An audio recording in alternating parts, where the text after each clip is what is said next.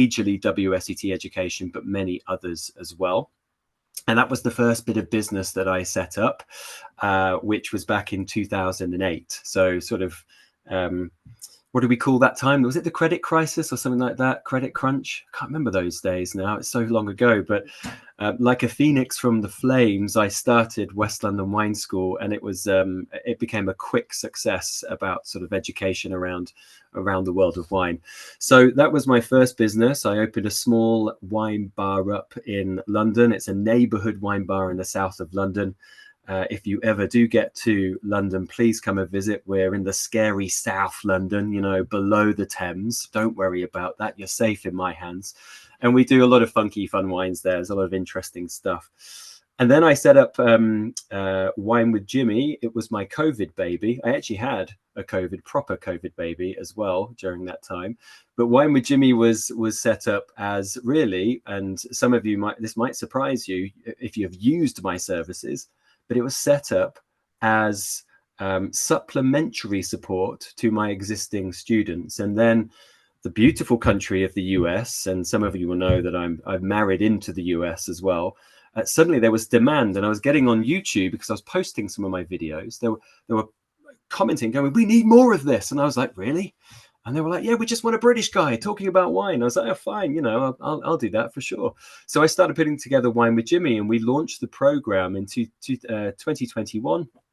And it's grown now to completely cover the WSET courses all the way up to diploma. There's now over 1,400 videos filmed, which is quite crazy, the volume that we do. We're always building new ones, and it's all me at the front of it. So that's what most of you will know me for. The US, thank you very much to my wonderful US market. It's my main focal point. You guys really are my key market. So thank you so much for your support, and I really hope you're enjoying all of those courses as well. And then the latest thing, which is my final part, is my winery, which I established in 2022, was the first vintage. And I am a grape grower and winemaker here in the UK. So if you have any sort of technical questions, I'm more than happy to go into those as well about grape growing and winemaking. So I'll talk a little bit more about that later. I think it's quite relevant to one of the wines potentially we're trying today. I'm not trying to give away any information here. I've been told very much that I can't do that. So I'm trying to keep on track as much as possible. But winery wise as well, that's very much a focus as well. Well, thank you, Jimmy. I want to remind everyone, because we know a lot of you have multiple kits out there. So make sure what you have is 167A. Would really suck. Jimmy's talking about one wine and you have no idea what he's talking about because you're tasting the wrong wine. So side of the box and inside the box, 167A should be the kit that you are on. Just before we get started, I'm going to go ahead and go to wine number 1, Jimmy.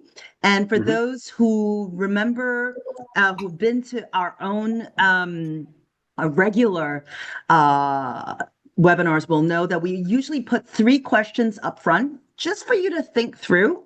But also today's tasting is going to be a little bit different because we are going to use the SAT method of tasting just to mix things up. So Jimmy, for those of us who don't know what SAT is, we'll never take a WSET exam. Why is SAT tasting interesting to use, important to use? What does it do for us? Yeah, it's a really good point to touch upon, Lemang, because the WSET approach is one of the approaches out there, right? There are multiple approaches that you can take in the world of wine. I think one of the approaches is just to enjoy wine and not really to talk about in too much detail. But the SAT approach is the systematic approach to tasting, which is something that the WSET Awards and School of London came up with back in sort of the 1970s. And it's a very structured, formal procedure in terms of deducing a wine. Okay, it goes through absolutely what's listed on that slide in terms of the sight, the smell, the taste, and the conclusions. And yeah, we're going to go through all those steps. I've actually got the SAT approach up there. It's going to go up on the slide as well, and I'll talk you through what we find on this wine. What I've been mentioning to Lemang a little bit is that I know you guys, and we're all kind of creatures of comfort, aren't we? We all like a we kind of a little bit adverse to change sometimes, and I didn't want this to be too much of a massive change for all of you. So we are starting with those steps that I know you're used to if you are a subscriber, for example, that does this regular, in terms of key questions to consider, because there's certainly an overlap. They're not mutually exclusive to the SAT approach. So we're talking about sort of what we find in this wine and what we're looking for in terms of making our decision in terms of a blind wine tasting.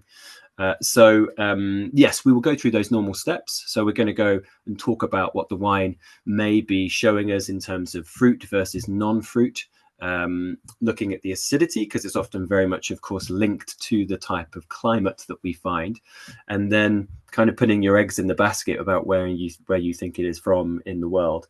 So yes, please certainly get the wine in your glass. Make sure your glass is nice and clean as well. Can be one of the biggest factors for impacting your wine if your glassware is not ready. So make sure your stemware is nice and ready. I've got mine on the go. Limeng asked me a question at the start of this in the green room. She was like, are you going to be, you used the word Limeng as well. You used the word drink, not taste, which I was very, very pleasant that you used that. You said, are you going to be drinking the wines this evening? I'm like, well, it's 9 o'clock here in the evening. Of course I'm going to be drinking the wine. I'd start at 11 in the morning if you would actually give me a glass. So absolutely, we're going to go through the normal steps. So now, before we do, I think we'll just go through these questions step by step, and then I will go on to the actual tasting note. Then Limen will certainly sort of jump in, talking about the poll, seeing what you guys think the wine is. And then we'll go through, of course, the reveal and talk about where the wine is actually from. So in your glass then, and I love Limeng as well, that you have not 50ml bottles, not 100ml bottles, but 187s. You absolute legend, you. That's wonderful. That is just... I will tell you that it helps because you need to taste multiple times. You know, you got to do it before, during, and after. So thank you. And in your examinations, right, when you take your Court of Master Sommeliers, your WSET, you normally get the chance to taste probably something like, I don't know, something like 3 or 4 sips, and you have to put your hand up and you get more wine brought to you and so on. But here you've got plenty of time. You might be serving it too chilled right now, which could probably impact your ability to assess the wine. Let it warm up a bit. Let some oxygen get to it, of course, you know, all the usual. So please let the wine sort of settle in its glass and really bring the wine to the forefront. So we're going to go through the look of things just very briefly. A question to think about. It's not on that list, but you'll see that when you look at wine number 1, it doesn't have a huge amount of depth of color. We're not talking about something which is on the sort of golden spectrum. It's not sort of very deep. So we are looking at something which is more pale. And that's a number of things, right? Certainly when I'm blind tasting, you're thinking straight off the bat that, well, there's not going to be much skin contact on this. There's less oxidation. And then you're likely to be, not always, but likely to be probably in a cooler climate, potentially. And that's a number of things. But you can also have a warm climate with less skin contact, right? Certainly if you're looking at varieties like Chenin and Chardonnay, you can get very pale expressions. And they could be from very warm places. So it's not an absolute given, but they're little tips, little hints that we could look for in terms of our assessing our wine. That's the first slide you see there of what we call the systematic approach. Okay, it's appearance. And listen, Limeng's a very nice person. We all respect her. She's not going to give you a wine that's faulty. So the clarity is obviously quite clear for 2 senses of the word. By the way, I'm a father of 2 very young kids, so I do like really cheesy jokes. So there might be a few of those this evening. So you've got the intensity here. Now, this is a quick slide. The wine's not intense. It has a lot of transparency, a lot of water sort of thinness through it. And that's where we put pale. And then the color is not on the dull gold. You don't have any exotic colors coming through. So this is what we would consider kind of pale lemon. There's not a distinct green tinge to it. Be careful where you're holding your glass. Limeng's doing it perfectly. But if you're holding it in front of the TV screen, you're going to have green in it because the slide's green that you're looking at. So be careful. But this is kind of that pale lemon. Now that's telling us less extraction, so therefore no skin contact. This is talking about lower oxidation, and potentially cold, potentially at this early stage. Okay, moving on.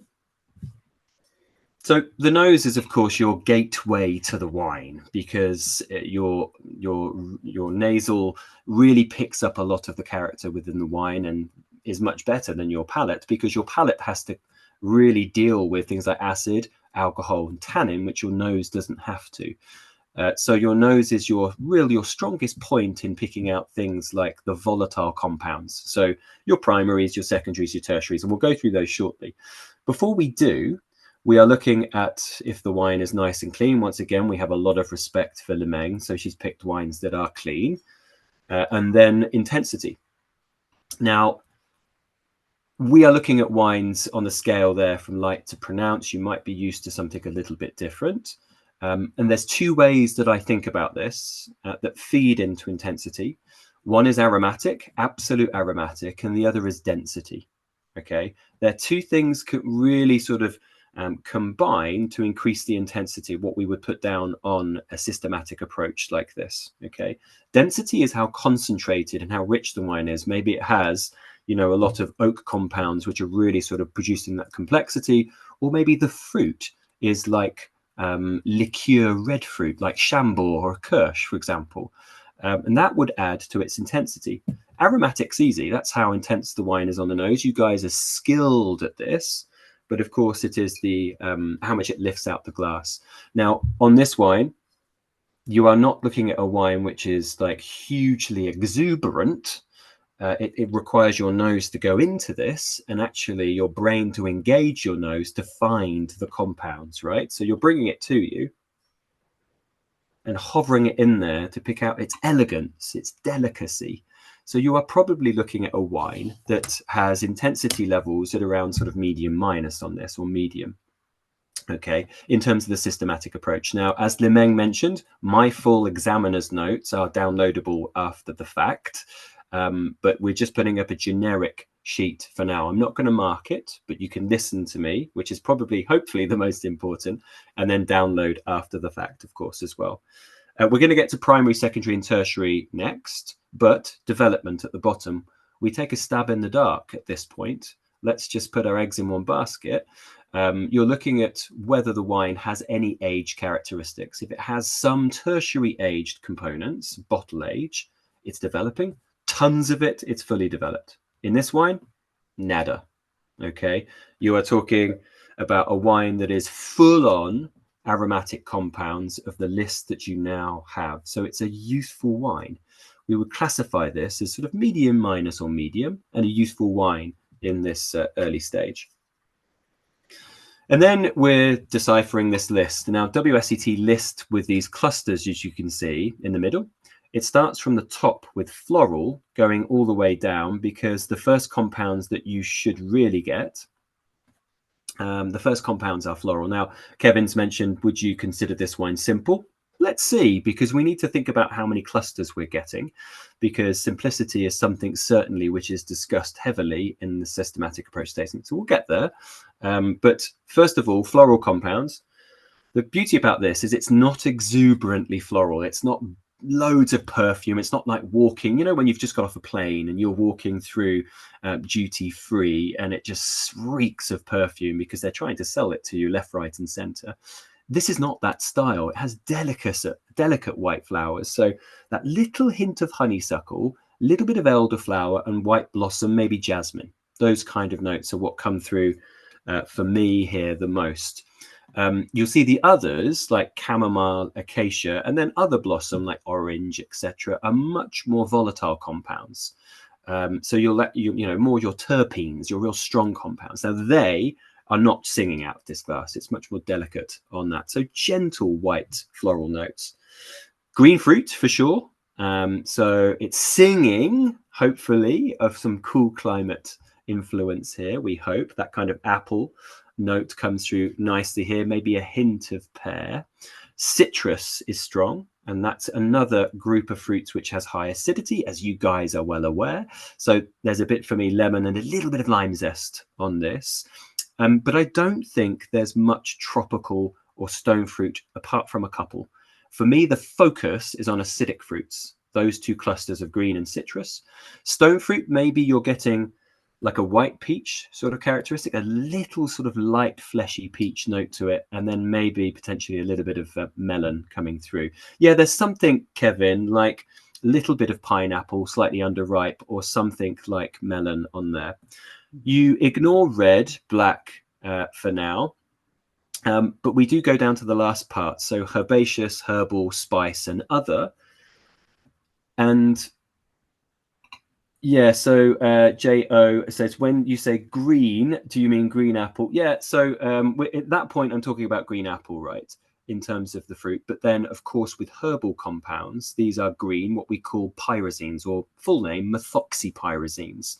And these are compounds which are exceptionally important in terms of understanding wines from cold places or under ripeness. So poorer vintages potentially could be a part of that. Because methoxypyrazines, which give things like the herbaceous category on your slide, pepper, grass, tomato leaf, blah, blah, blah, these are much more evident in cooler conditions or poorer vintages, right? And certain grape varieties. And that's super important because it's a real key indicator. So if you're really not getting any of those notes and you're just getting something with loads of ripe compounds, and you're obviously talking about a warmer place. But here I do get a little bit of grassiness. There's a little hint of it that comes through. I would probably say there's maybe a little, I think it's just a sort of grassy sort of character to it. But herbal I get, a little bit of fennel, that slight aniseed green, and a little bit of dill. I get a hint of white pepper, which is a nice little bit of spice, which you often find in slightly cooler climate whites as well. And then I do find this with mineral. Of course, a hotly debatable topic, and I'm a geologist at heart, so I know fundamentally that you can't get these mineral compounds through the minerals in the wine, but you get them through the compounds that you find in terms of acids. And this smells like acidity, right? It smells fresh, and often you get either salinity or brine or something along those lines. And I get that kind of sort of wet stone on the WSET approach, maybe potentially a little lick of flint to it as well.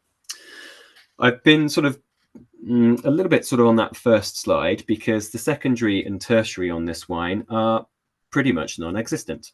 Okay, so we are not looking at a wine with yeast autolysis. So there's no, I don't think there's two yeast autolyses, by the way. There's grosslies, where a wine sits on its grosslies without stirring, which releases volatile compounds of sulfur, which is basically what we would link to more mineral and real flinty stone towards sort of sulfur. There's none of that for me. Maybe there's some minerality, but I don't think it comes from the yeast. I think it comes from the cold climate. And then your other part of that is Lee stirring, which produces texture, bready notes. Not here. There's no mallow on this wine as well. There's no butter and cream. This wine is inherently fresh. And then your last point is on there is wood, and there's no inherent oak on this as well. So this is, it seems like it's steel based, or it could be something like concrete, but I'm guessing it's steel based. And then tertiary compounds here, we deciphered this on the nose earlier, right? We said that we're not talking about the developed characteristics. It's youthful. The reason being is that here you're looking either deliberate oxidation, fruit development, or bottle age for white. We're not talking about the red lines. Are the fruits dried? No, they're fresh. Is there anything like marmalade? No, there's no concentration of that point at all. Bottle age, do we get anything like nuts and honey? That comes often with white wines as they age. And for me, that's not inherent here. There's other certain grape varieties that can get things like petrol, kerosene as well. And I also don't find that much here as well. So no tertiary on this. It's a primary lead wine, a perfect first wine in your glass. Please enjoy it. Give it a taste. You'll see on the palate overview, I've split it into 3 sips, right? Sweetness, acid, tannin, alcohol, body, mousse. Ignore mousse. No one wants a mousse about the hoose. And then we've got the last part. So the flavor intensity, flavor characteristics, and the finish at the end. So go through those and think about what you've got. So sweetness, acid, and tannin. I also have the poll up, and I hope that folks, especially those of you who are joining us for the first time, you did not peel back the label until we're revealing. But at any point in time, if you are like, this blind tasting is too much for me, I want to see what it is. I just want you guys to know that you can, of course, peel it back, that part, and that's a removable and stickable back sticker. It has the alcohol and it has the actual identity of the wine. We would not be able to send this across the United States if we didn't have the TTB approved label. So those are the real wines and the trust that you can have that that's what we bottled in there. And guys, how sexy are these bottles? They're great. I love them. And the fact that you can get to peel them off, and they're just wonderful. So fantastic. Lynn's mentioned something very important there. He says, worth noting for the SAT, we don't use clusters. Yes, you're right. As this is like informally going through WSET, you're right. We need to use the specific descriptors. You can use the clusters, but then go into the descriptors. So the taste here. Sorry, Jimmy. I love David's question. David, we're just going to hold that thought. And Jimmy, this is a marquee of what we do here. We have 3 varieties that are on the table for people to guess. And then we have other, because folks need to be able to say, I didn't think of these 3 varieties. I'm on a different wavelength. And that in itself is an education point. So David will definitely get to why this is not Albarino. Yeah, David, great point. I'll park that right here for now. It's a dangerous place for it to be parked, but I will park it there and I'll come back to that. Just finishing off that tasting note, obviously high acidity, bone dry, alcohol fairly moderate, a little bit of warmth there, but fairly moderate, fairly lightish body. Okay. You'll see on the notes I've provided, which you can download after the fact, I do sometimes give ranges. So I would have done that for body, sort of medium, minus, or light. Decent flavor intensity around medium. And I think this has got a fantastically long length. Now, the reason for that is that, yes, this has a lot of delicacy and elegance, but that salinity and minerality, which David has alluded to, lasts a long time on the palate. It really just sort of sticks with you quite some time. Oh, well, Kevin, haven't you just hit upon something which we certainly are discussing, Limeng and I? So there you are. Right. On terms of the finish of this wine, or the overview, I think it has great balance. So this is what we call the Blick process. You can see it here. Great balance. It has really good length. The intensity, I think this is something we might need to... well, actually, for the delicacy of this wine, which is light-bodied, it has good intensity. That's one thing we need to take into consideration with an SAT approach. It doesn't have to just be really pronounced to be intense. I think this has decent intensity for being an exceptionally light-bodied wine. We're saying the intensity is probably medium, light-bodied wine. So I think the mark is there for intensity. Complexity, I think this is not a complex wine, though. It's delicate. So I think this is a very good quality level. With that little bit of texture and high acid, some ability to age as well. And actually, no, this wine does age quite well. So coming back to these points, which I absolutely love. Oh, I need to scroll down. So the Albarino call, love it. Absolutely love it. Why? Because you are linking to a fundamental core concept in this wine, which is the salinity, which is there from start to finish. And of course, Albarino from Rias Baixas is grown on granitic soils, which are acidic, and then on a very cold part of the world. It could be warm, and I was actually there 3 weeks ago, and it was beautiful, but you get salinity in these wines. You're absolutely right. But there are other varieties in the world that can have it. So potentially it's Albarino. But with Albarino, there is sunshine in Galicia, and, you know, it can be lovely and sunny, just cold. And with that sunshine often comes some more riper fruit. Potentially you might be around sort of the apricot, mandarin area, a little bit more exotic, it could be found. Gruner, Alejandro, is a really good point to make, because the minerality and the green pepper is fascinating, because Gruner has the compound. Someone mentioned Syrah earlier. I get very excited about this compound. It's called rotundone, and it is the pepper compound, right? It's found in black pepper, juniper, you know, cloves, cardamom, etc. And it's found in Gruner. And there's a little bit of white pepper here. So that's a fascinating call to make as well. There's this kind of delicacy. It could be maybe a Niederösterreich style, for example. So that's quite interesting as well. Okay, So, Limeng, So it's my first time. Do we reveal these, or what I happens? just want to summarize where we are with the polling. Two thoughts. One, guys, I put it in the chat. This is absolutely anonymous. You have no excuse not to pick something. It's like in any exam, you got to just pick. You got a 25% chance of winning something here, right? Absolutely. So on the next wine, I want to see 85% participation. We only got to 77%.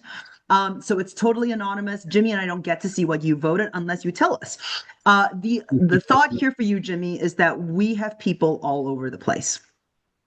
I'm sorry, Mary, I can't go back, but let's vote faster and earlier on the next round. But we are at 50% Riesling, and Jimmy, we've got 12% on Gewürz and 32% on Sauvignon Blanc. So I think it's worth an explanation which Yep. way it is, and you can decide if you want to say it now or later. Sure. I also see that we are about 62% old world and only about 39% new world. So it is worth for us to go back and address that. Do you want to do it now, or do you want to do it as we reveal on I do. I Google? do now. I do now because it's fascinating. So, looking at those answers, Gewürztraminer, first of all, Gewürz is, as you know, remarkably aromatic, with full of terpenes, a lot of rose, lychee, etc., and can be restrained in areas like Alto Adige, New York State, but still tends to have a little bit more sweetness behind it as well. There might be a little bit more residual sugar potentially. Acids can be a little bit lower for the most part. So Gewürztraminer, interesting call, but we probably might expect a little bit more. The others we've gone through, so things like Albarino and Gruner. Sauvignon Blanc, this is a fascinating call because I know that many of you picked up on the fact that we're getting delicacy here, but some pyrazines, right? You're picking up things that are a little bit green, so maybe you've got that grassiness, or there's something a little bit pyrazine about this wine. And Sauvignon Blanc can have that, right? Sauvignon Blanc can have that in delicate amounts in the Loire Valley with the Sancerre, Puy-Fumé, Touraine, or something like that. And they can have it in bags and spades in places like Marlborough, for example. So if it is Sauvignon Blanc, then this is going to be from somewhere, I think, like the Loire Valley. But I would expect there just to be a little bit more, maybe a slight tropical touch to the wine in this style, a bit more than what we experienced. Riesling's an interesting call, and I know half of you have gone for this. You certainly have got the delicacy that comes with Riesling, the high acidity that goes with it, the citric character as well. There's a little bit of the green note, I think, is coming from certainly the fennel, and then a little bit of the grassy sort of character is coming from the fact that it's probably a cool climate. So this might be a good call. Some of you might be going, but where's the petrol? Where's the kerosene? Where's the oil? We now know that actually those compounds are what we don't find in Riesling that is actually cultivated in the proper manner. It's a high exposure to sunlight from the AWI, the Australian Wine Institute, that have actually researched this. High exposure to sunlight gives more of the TDN compound, the petrol. You will get it with age. We know this is not an aged wine. So this could be a Riesling, just a younger expression, which is very interesting. And then where in the world? Well, it's a little bit more difficult. You've definitely got the cool delicacy that will come from somewhere like Germany or New York, right? That brightness, that almost electric acidity that comes from that. France, though, could be, from Mediterranean to maritime to continental. It's a bit of a difficult one to put a finger on. But you'll see where we're focusing on if you look at your video now. This is the reveal, right, Lemeng? I can say this, Yeah, right? you can say it. You can say that 50% of you have got it right? This is the brilliant Herman J. Wiemer vineyard, which is based in the upstate New York, so the Finger Lakes. So well done. 21% of you getting the location correct, 50% getting the grape variety. This is the 2023 of their estate Riesling. So this is up in the Finger Lakes. So many of you will know that I'm often in this area in New England, just over in Connecticut. I'm frequently there, and I love traveling through this area. So upstate, very cold. We know that Buffalo, even if we watch the Bills, right, during some time between November and March, it could be blizzards and snows. It's cold. up in upstate New York. But of course, the major factor here that enables brilliant viticulture are the lakes. Lake Ontario, the big one, which to be honest is an ocean. And then you've got the likes of Seneca, Cayuga, Keuka, which are all deep glacial lakes, which have wonderful ability to store heat. And they do two things. They create a bit of late bud burst, which is fantastic. And then later autumns, which are able to ripen. So vineyards are around the Finger Lakes. It's such a wicked region with just beauty, phenomenal Rieslings, Cabernet Franc, Chardonnays, etc. Hermann J. Wiemer is where we're looking at. This is the vineyard. The fruit for this wine comes from 3 vineyards, this one, but then also from the Magdalena vineyard and also the Joseph vineyard, which is 45 blocks going into this. It's treated with stainless steel. It's a natural ferment, this one. So this plays to the whims of the vintage. The yeast is going to be more proactive or less active depending on the year. And this one is a more cooler vintage. And you'll find you get that kind of lovely sort of electric brightness behind this. In years like 22 or 20, the Rieslings of Hermann J. Wiemer are actually, there's more sweetness of the fruit that you can get, which is quite fascinating. There's about 7 grams of sugar in this wine, and they are based on Seneca Lake. So it's the deepest lake, right? It goes down to about 190 meters. It's really quite amazing because they don't look like much from a satellite, but they are deep, these lakes. So they're really good. Today, the whole process is set up by a guy called Oscar. And then the winemaker, you'll have to jog my memory. Here he is, Fred Merworth, that's it, who are phenomenal at crafting single vineyard Rieslings, but then also Cabernet Francs. There's cracking Chardonnays. They're doing experimental work with certain other varieties, Blaufränkisch and all these kind of things as well. So very exciting estate to sort of focus upon. I've seen some questions here. Let me see if so Jimmy, we do need to move to the second wine, but I think one question that we should answer is why is it specifically New York Riesling and not Australia or Germany? Cool. Yeah, good question. Thank you for bringing that up. Yeah, so Germany, listen, Germany's complex for Riesling. Germany is going to have, if it's this kind of delicacy, it's going to come from the Mosel and it's typically going to have more sugar to it. That's one point. If it's from somewhere like Nahe or Rheingau, it's going to have more sweetness and more richness behind it and be dry like this wine, but there will be fundamentally more richness behind the wine because of the location, the slate soils. The other question was Australia. So Eden and Clare are the major two. Yes, there's Tassie and yes, there's Franklin River, but majorly we are talking about Eden and Clare. High altitude and coastal breezes are going to give you brightness in those wines, but it's ultimately fundamentally all about latitude there. It's warmer. These climates are generally warmer where you get much more of this kind of lime blossom to peach and apricot. And you do get elevated amounts of petrol in these wines when they're younger. Now, be careful, please, please, please take this snippet away with you.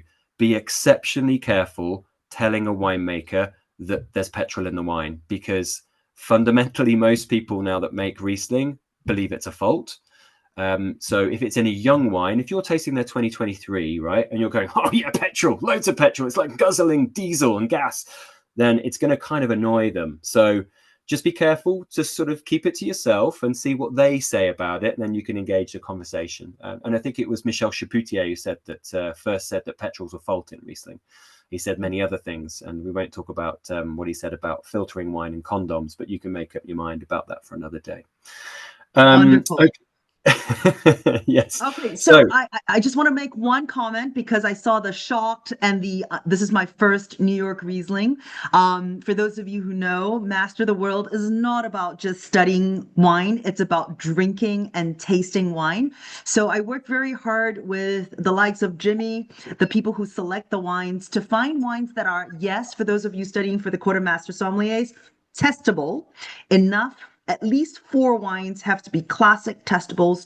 The rest of them, though, are still classics of the region, but may not be quote unquote testable in the certified or the advanced level exams. But they're wines you need to know. I mean, Jimmy, we could argue that New York Riesling is coming onto its own as a benchmark that one needs to know. Mm-hmm. To be honest, Lemang, I would say that it's no longer emerging; it's emerged, right? It's used in Master of Wine examinations. It is such a fundamental style now around the world. You know, I love it. I love it. I could drink bucket loads of it. I think because of the annoying state laws in the US, you can't get much of it in Connecticut, which is very frustrating. So I have to travel to New York to buy a lot of mine. But, you know, story for another day. Let's not talk about politics. I promised I wouldn't talk about any of that at all. So, no, okay. Don't. All right, let's go to wine number 2. Although if I do talk about politics, it will drive me to drink more of these wines. So wine number 2, yes. Now we'll fundamentally see that we have something a little bit more different in the glass. So you will see that the appearance is showing you that little bit more density, a little bit more depth behind it. So what we would call intensity. And in terms, you know, just quick considerations here as we go through this. Aromatics, are we picking on aromatics here? Do we find it something intensely aromatic, or is it a little bit more muted? And do we get anything that's non-fruit based, right? So we're looking at anything like mineral, anything that is secondary, for example, and then things like spices that might be able to give things away. And we're going to go to acidity and alcohol as we go through this wine as well. So yeah, color wise on this, listen, gold needs to be duller. It really does. I know this has a change in it in comparison to the last wine, but I would argue that this has more intensity, but still a similar color to the previous wine. The change for me is in the wateriness or lack of wateriness, for a better phrase. So this for me would be in that sort of medium lemon category. Why is this important? Now, the intensity shift will typically mean that we are looking at something that might be probably warmer climate, potentially oxidized, so a bit more age to it, for example, and that could come through bottle age or from secondary characteristics like wood, for example. Potential again. So on to the nose. So please stick your nose in and enjoy it. Now this is fascinating because the lovely delicate compounds that we got with the New York Riesling from Hermann J. Wiemer was really precise, but in a gentle amount. There's a bit more fatness here. Maybe that's the fruit. Maybe it is in fact something like secondary components to this wine, but there's just something all round a little bit sweeter here, right? So I still don't think the intensity is massive. I said the last wine was towards medium minus. This was probably in the medium category. There are much more aromatic wines than this, but I think what brings me up is a bit more density. There's just a little bit more of a sweeter core there. And as I mentioned, I don't know what that is yet. That could be fruit, that could be wood. We'll get there in a second. I'm not sure if I pick up anything of age here. I know the color wants me to say it, but do I? Maybe is there something a little bit nutty? I'm not sure. I still think this is a lot of fruit and a lot of floral compounds. We'll come back to that. I think I would still say at this point that it's fairly youthful on the nose. So working from this list down again, we really have a nice reference point now, right? We have the New York Riesling, which was very much on the delicate side. And here, listen, go straight into giving your nose a chance. Last time around, we talked about a hint of honeysuckle, maybe some elderflower and like a jasmine character. This is definitely more elevated with some floral compounds. There's probably something like honeysuckle to chamomile here. I think I might have even put acacia, but I think I'm just being a little bit sort of enwrapped in the moment of moving from a light wine to a bigger wine, but just slightly more sweeter floral compounds come through. It's definitely got some green fruit. There's green apple again here, but it's a slightly different variant, so a little bit sweeter. You know, there's variances you can get from sort of Braeburn to Cox's or something like that, something like a red-green apple coming through. I still find a little bit of pear. Citric, I'm not sold on citric on this wine. Maybe a bit of lemon, but I think it's now, this wine for me is more firmly in stone fruit and tropical than the last wine. So we've got a shift in the fundamental clusters between these two wines, which is a really lovely educational path to take. So you've got more pineapple here, a little bit chunkier, a little bit sweeter, a bit of that melon, maybe the slight start of a banana comes through, and then a bit of that peach, but to apricot, right? So you've got what I would consider sort of fleshier stone fruits. Oh, of course, yes, really good point to make. So pear is, of course, the fruit. Pear drop is a candied version of it, which is basically, in my day, it was a candied penny sweet, but it's now probably like 7 or 8p. But it's an inflation for you, right? But it's basically a candied pear. And this is something which is heavily linked in terms of compounds to reductive wines, wines that are probably kept away from oxygen, and also from wines that, let's say, have just been freshly bottled. And it's classic. I can't remember who brought it up earlier, but Albarino, freshly bottled, it's really pear droppy, and it shakes that after about 2 or 3 months with a bit of oxidation. But yes, thank you. Please do pick me up on the British notes. I won't try an American accent, but I certainly know a lot between the distinctions between these two places. Right, I know I have to move on. And I think, listen, we've done the fruits. Key thing to note, right? Because this could be a key player in your decision on this wine. Herbaceous again. And I come back to herbaceous. Herbaceous is a key indicator of climate, very commonly. The last wine, we picked up some which gave us that idea of a cooler climate. I don't find anything along that list there from herbaceous. It's just none of those. It might be herbal. Maybe I get a little bit of something sort of herbal, sagey, basil, something like that might come through, maybe. But the herbaceous note is less here, or if none at all. So that could indicate us that it's out of a cool climate. Maybe it's moderate, maybe it's warm, for example, potentially. Herbal, maybe bits of that can be in any types of climate. Spice could be oak related, could be grape related, not much here. And minerality, certainly nowhere near the level that we got on the last wine. And minerality is often linked either to cool climate, certain varieties, but then also to sulfur compounds in winemaking. So I don't get much here. It's certainly not flinty. Maybe in the background there might be a hint, but just sort of shelve it for now. On the secondaries, I think this is a really important point. Sorry, my list doesn't automatically scroll down. So if I hadn't seen something, cool. Okay. Yep. I've got it now. Cool. I just thought there might have been a question, but secondary. Now I'm not sure if there's any evident oak on this. For me, it seems like there's more rounded characteristics that might come from some yeast autolysis. So there's a bit of the early stages of yeast autolysis, by the way, would be bread dough and bread. Everything else comes after with long contact with yeast. So there's a bit here, and it's a bit creamy, right? I would not say this is buttery. Parts of the state certainly know buttery Chardonnays and buttery Chenin quite well. I think there's still like categories in like Total Wine and stuff that have like those headings. So you can still find those styles, right? But I don't think it is in this. I think this is more of the kind of MLC sort of yeasty character going on.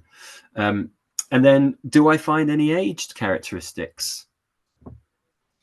I mean, it's not deliberately oxidized. The fruit is fresh. It is not dried. It might be ripe, but it's not dried. Bottle age on that list, you could argue the earliest stages of development on the bottle age list is nutty and honey for certain varieties. And I don't get honey really. Maybe you could argue a nutty, but it'd be a hint of, and I'm not confident to put that. So I would say this is a younger style, and it's led by those primaries and secondaries. Taste, of course, what we're all here for. Do those 3 sections.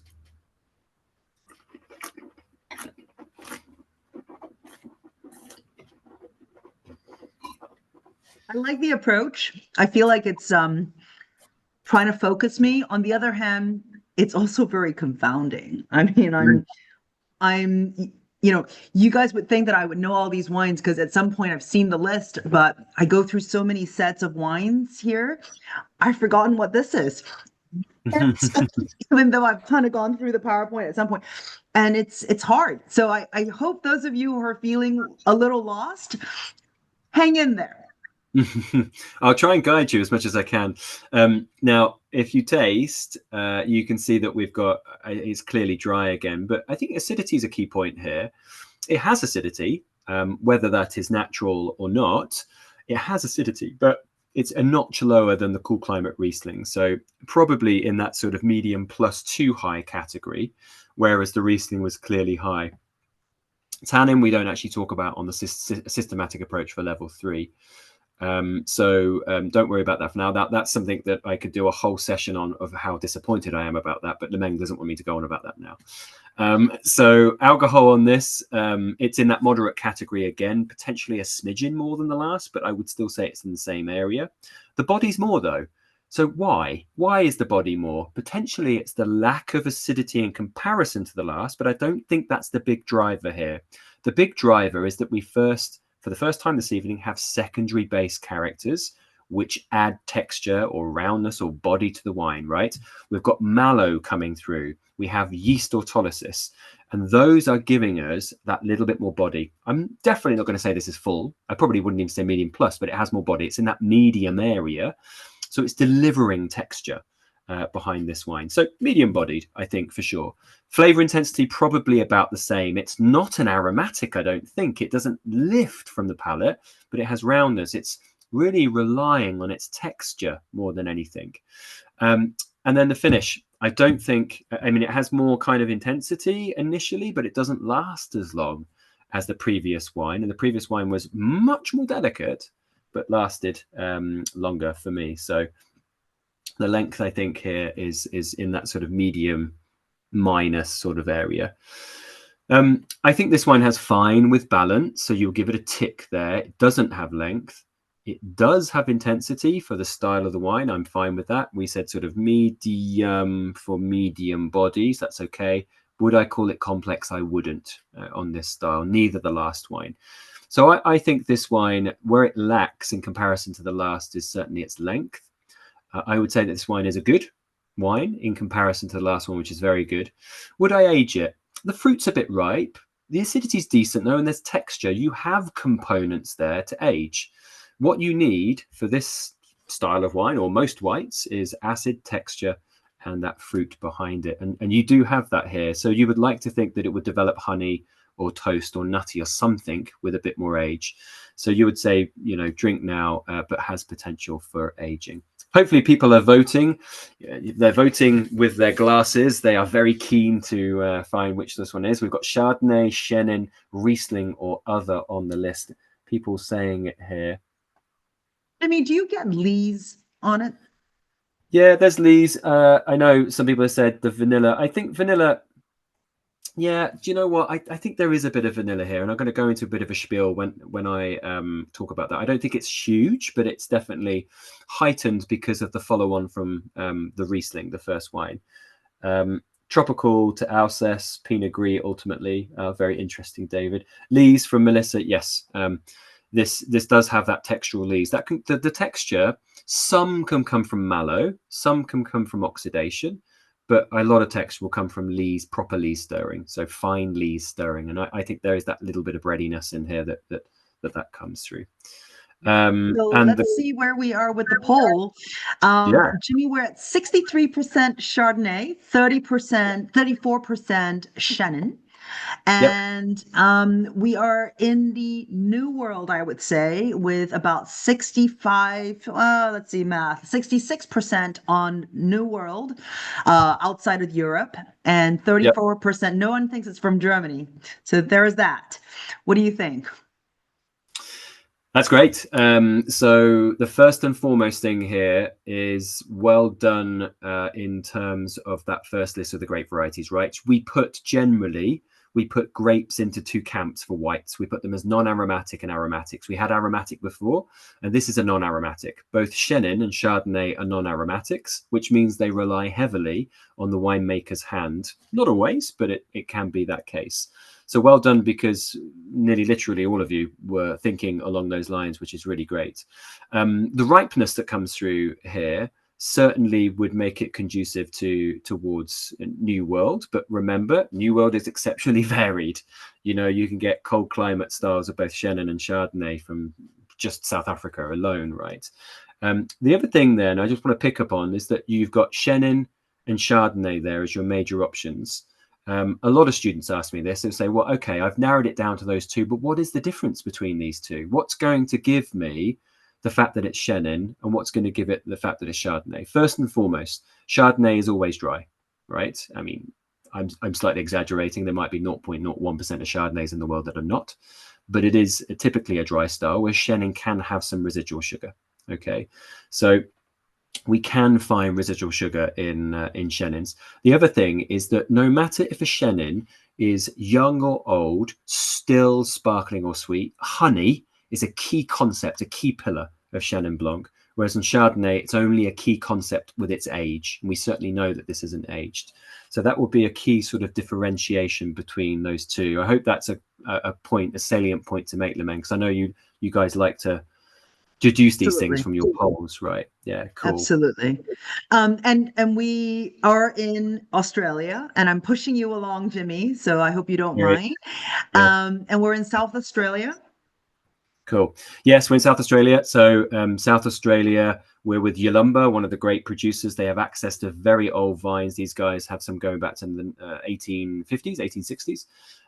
The fruit for this is going to be what's going to be interesting for what we're deciphering in this wine. 3 areas go into this Yalumba. So Adelaide Hills, which is the component which gives you the brightness, the lower alcohols, and the freshness, which is very important. You can see that in the background. The Adelaide Hills is a rolling set of hills at about 300, 400 meters on average to the east of Adelaide. That's a pillar. Then we have 2 riverland vineyards, so more continental parts of South Australia, inland, known as one of the big 3 regions. And this is with Carripiris, Waikari, and Loxton vineyards. Those areas are warm. That's where you're getting the stone fruit, the tropical notes.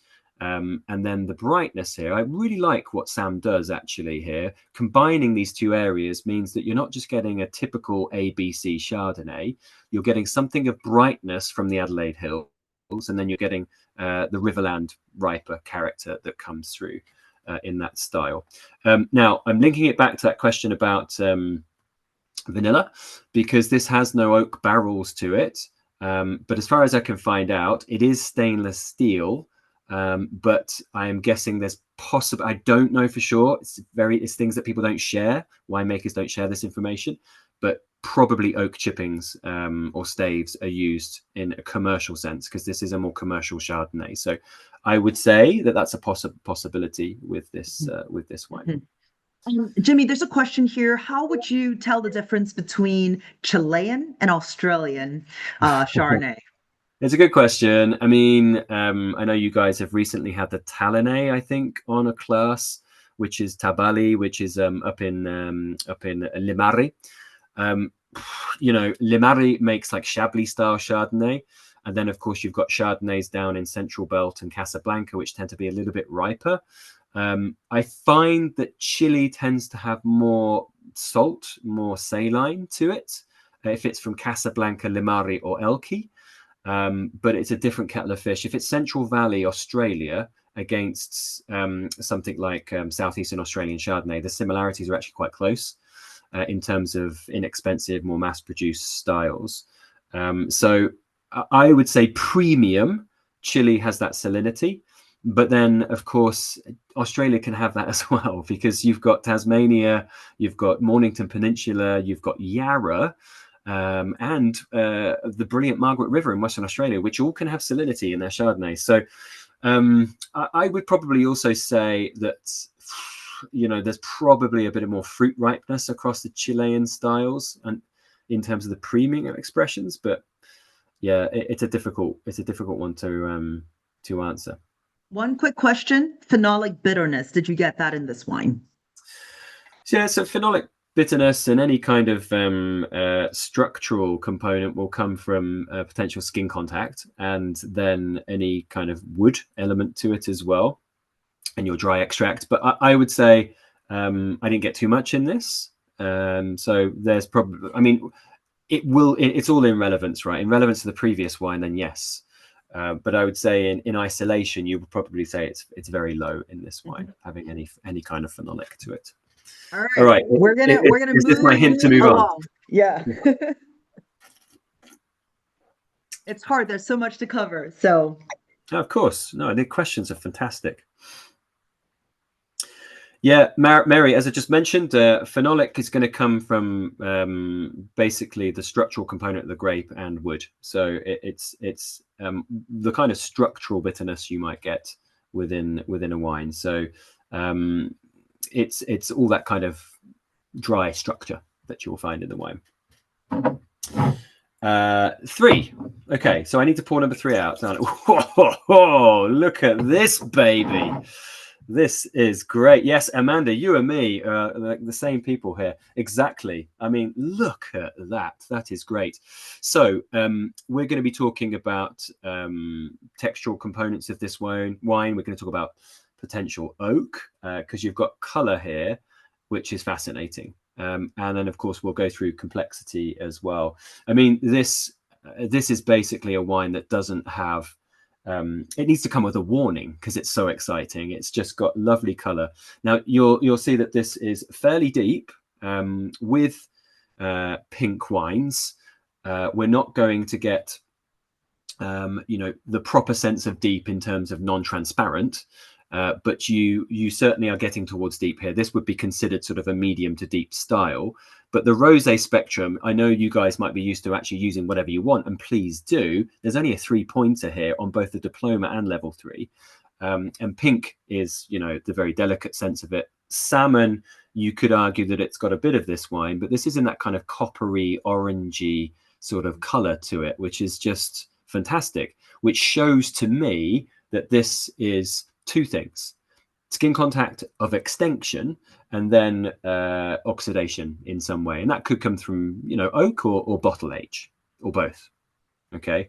But it's just, it's fantastic. And I'm a believer in non-wimpy pink wines. I like non-wimpy pinks. Not wimpy. But not, I mean, wimpy has a place, but I love the non-wimpy expressions because they deliver more. They deliver a culmination of red and white fruits, which is always quite exciting. So yes, I would say this is kind of the orangey coppery color that comes through, even slightly reddish. I mean, in some circles like Jura, some of the red wines are like this, right? Which is great. So you're going towards that sort of style. The nose. I mean, you have got a lot of intensity behind this. So it's towards the pronounced spectrum. It's just fantastic. So you've got floral compounds here which are coming through. There's this kind of rose note to it, certain sort of rose pink blossom character, which is lovely, but then just an absolute culmination of white wine fruits and red wine fruits. So let me go through that. And this is what I like about it, because if you have the very blush pink wines, which is absolutely fine, they serve a purpose, you close your eyes and try those wines, and if you didn't know the color and you're just trying it, you would think it's a white wine based fruit, so citrus, greens, stone fruit, etc.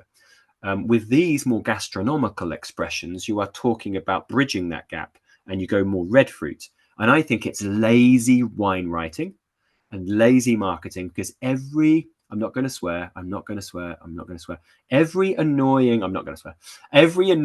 pink wine description by a marketer in supermarkets, multiple grocers, etc., will put any pink wine down with a red fruit. And it's frustrating because the very pale ones don't have it, but it sells, right? It tastes of strawberries, it has raspberries. These are the proper rosés that you will find having raspberries and strawberries. So I get that, yes, raspberry, strawberries, pomegranate comes through nicely here. Watermelon, which is great. You don't normally get that in a lot of red wines. Not the density, just the sort of aromatic you get from a bit of watermelon. Ripe tinned peaches, red apples, which is great. Orange peel, which is a bit oxidative, which is quite nice. And then I get really sort of, there's oaky notes, a bit of salinity, but there is something sort of slightly almondy about this, a little bit nutty, which is just fantastic. And I get some dry cherries, which come through. Sorry, I haven't seen any questions come through. Ton of strawberry, caramelized pineapple, love it. Cranberry, yeah. I get cranberry a little bit more on the taste when you get this little bit of bitterness that comes through. Cranberry red currant character, for sure. But yes, and to be honest, I mean, Limeng doesn't want to hear me say this, but we could stay on this for about half an hour. and just keep talking about the nose, because you get more oxygen into it, and you can write an essay on this wine, because you could start to link to aging components of this and process of production and geology. There's a lot in here. Sorry, I'll keep moving on. And I thought, as you said that, Jimmy, someone would be thinking like what David is, which is go on. No, David, we've got 3 more wines. I agree with Kevin. Yeah, that almond / marzipan comes through here. Walnut, yes. Hazelnut, those kind of notes, and that dried cherry character, which is lovely. In England, we have what's called a Bakewell tart. Some of you might know it. It's very classic in central England. It's a marzipan cake with cherry, and that's very much what I get here. Fantastic. So let's get stuck into tasting this. But notice, I want you to kind of look out for key components here. What is the acid like on this? Think about the body, the structure. Is there tannin? A lot of pink wines don't have much tannin because they are low skin contact, but we think there might be something else here. Think about those things. Have a taste.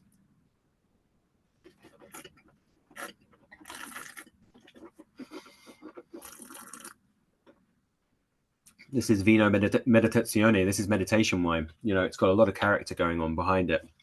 So bone dry, backed up with tannin, right? There's not huge tannins, but it has some. It's kind of medium minus.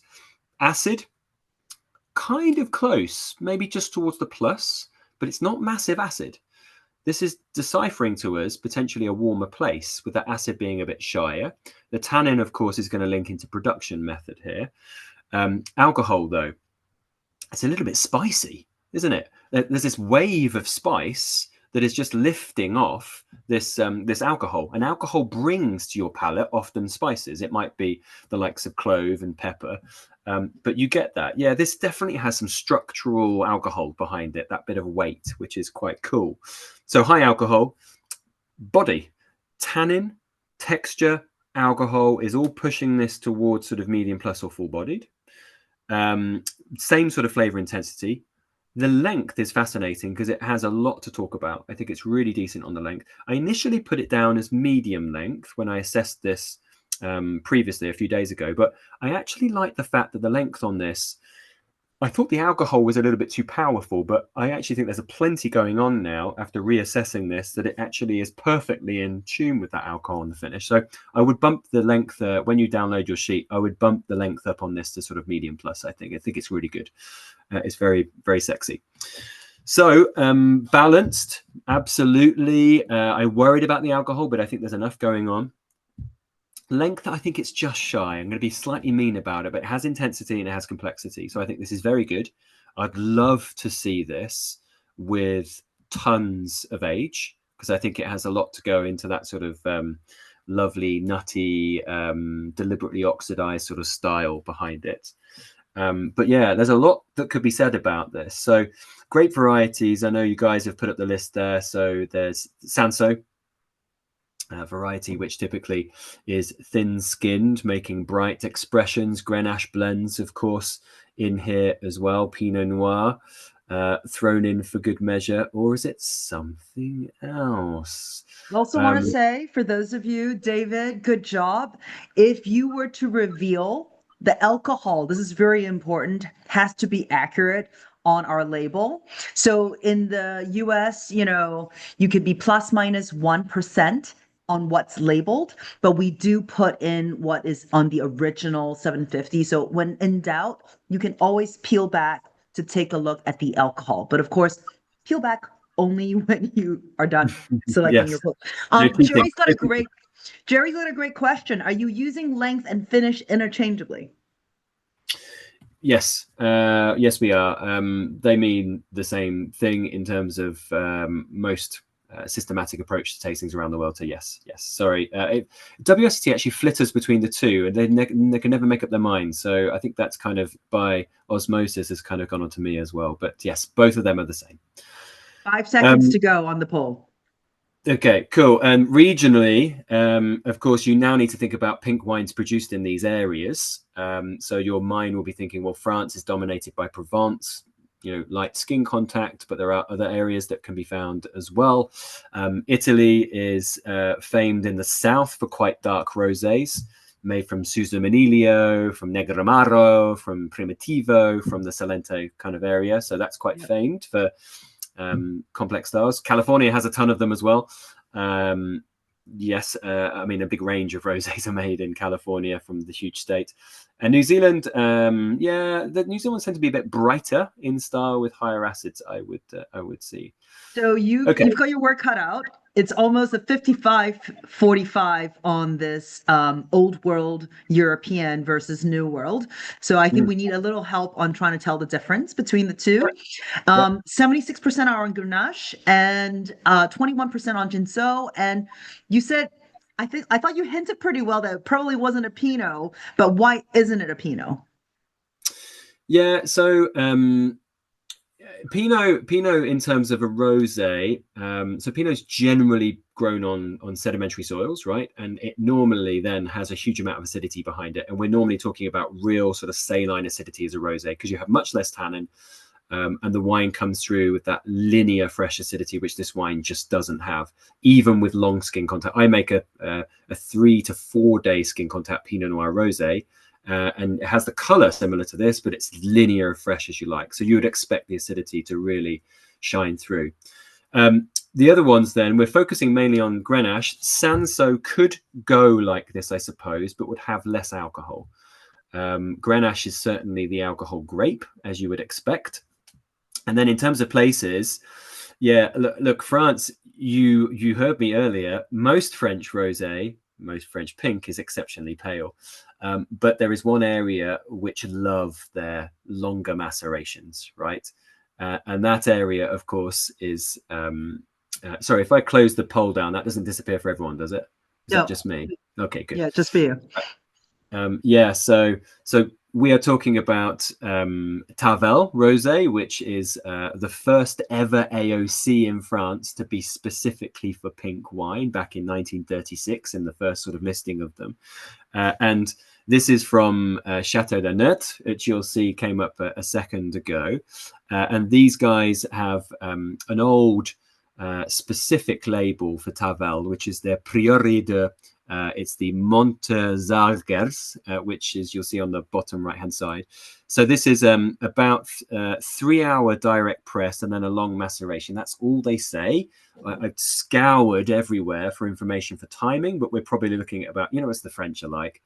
They don't tend to share these details, but it's probably like a 2 to 3 day skin contact, judging on the color from what I expect, certainly with Grenache being similar in its flavor with color rather than with Pinot Noir.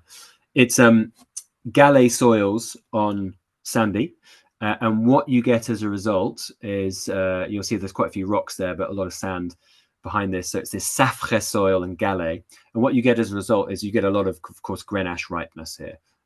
You're able to keep it in just a happy place. You get a lot of that richness that comes through here. But this is, by the way, 50% Grenache Noir, Blanc and Gris, Mourvèdre 15%, Cinsault 15%. So if you did put Cinsault, then you are 15% correct. 10% Syrah, so the spice characteristic to this comes through, and then a little bit of the low acid Clairette at 10%. Yeah, I think Clovy for sure. This has had 4 months on lees. It's had barrel as well, so you're definitely getting sort of. I mean, the eugenol character, which is the clove character, typically comes from barrel, but there are certain varieties that can show that, and Syrah is one, and another is Grenache. So that's possible. I'm so glad you love Tavel because life's too short to drink all these wimpy rosés, and this is just lovely instructive. This is Rémy Jean, who's a really great winemaker. They make much more than just Tavel, of course. They're very keen on things like Châteauneuf du Pape as well. Yeah, but stonkingly good style. This is going to be great with those things that you immediately think about down in the south of France, right? So think about terrine and pâtés that are classic in the bouchons of Lyon, for example. It really needs things like pork, rabbit, things that you typically get down in that neck of the woods as well. It's a really great style. Our regulars know that I hate going overtime, and I've always pushed every single speaker ahead. But there was so much to cover, and it was our first SAT tasting. I hope those of you out there who are used to us being done at 2:30 Pacific time will just forgive us, because today we're going to go over for sure. So Sorry. that's okay. That's okay. So let's go with 4. I also want to say, if it's your first time, I usually don't pour out all my wines ahead of time because it's too much for the glass. One thing that you could do is put your wines, even the reds, in the fridge for a little bit. And Evan used to say this all the time. Just top it off a little bit. Freshens the wine up, freshens the aromas up, and it's super cool to just freshen up a little bit, especially if you've been here since the beginning or pre-tasting before. Absolutely. And I love how open you guys are as well with all your questions and comments. You've definitely been pre-tasting, right? Sorry. That's what I do. It's late evening here. Remember, it's 10:15 in the evening here. So yeah, wine 4. Let me get my glass at the ready. Fantastic. So wine number 4. I was actually in central London on the Thames last night drinking this wine. And that's all the information I'm going to give you, because someone's going to scour social media now and have a look to see what pictures I was posting. I didn't post anything from yesterday, so you can't find that out. So the typical questions we're looking at here, one of clarity or the color around this. We can also talk about brightness in here and acidity for location on this as well. But we need to go through the usual components, and I'll go through these. So the appearance, first of all, listen, it has transparency, right? You can clearly see through this. If you are trying to read through your glass or see your fingers through your glass, it's nice and pale. This has beautiful transparency behind it, something that gets me very excited. As a cool climate winemaker, I absolutely adore making wines with lower alcohols, lighter colors, but with heightened aromatics. That's what it's about. So pale, and I think this sits in that kind of ruby red category, right? So there's not much being given away here in terms of the color. So pale ruby, but the pale here is telling us that we're, I don't know, certain bunch of grape varieties, you know, with thinner skins. Maybe it's a cooler climate, for example. Potentially, you know, things like Grenache. We could have Pinot Noir, for example, Rosé. There's loads that are in that list. Yes, and Lemang, I am obsessed with this on the nose as well. If you do give it a good swirl around, this is what makes me very happy in the world, right? There are many things, you know, children and blah, blah, blah. But one of those things is a wine that's not dense, but brilliantly aromatic. And, you know, that makes me very, very happy, because these are wines ultimately that you're going to drink exceptionally casually and friendly, you know, and it's not going to weight your palate down with things like tannins and alcohols. So beautiful aromatics here. I think this is medium plus or pronounced on intensity. It's not got, I think I'll go medium plus. Why?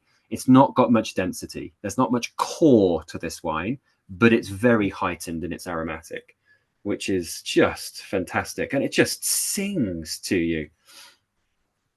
Oh, and happy to enjoy the wine with you as well, David, and everybody. Yeah, this is just so lovely, isn't it? So good. So what are we looking at here?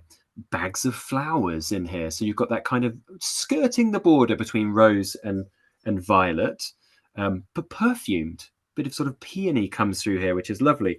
Lovely red fruits here. Cherries and red currants and cranberries, which become very crunchy when you taste them eventually. I find it a little bit herbal. There's a bit of herbaceous here, that little bit of slight stalky tomato stalk and green note, which for me in a red would suggest two things. Either it's really underripe, which I don't think with this wine, because it's got gorgeous lift and aromatic to it, or a production process, which is whole bunching.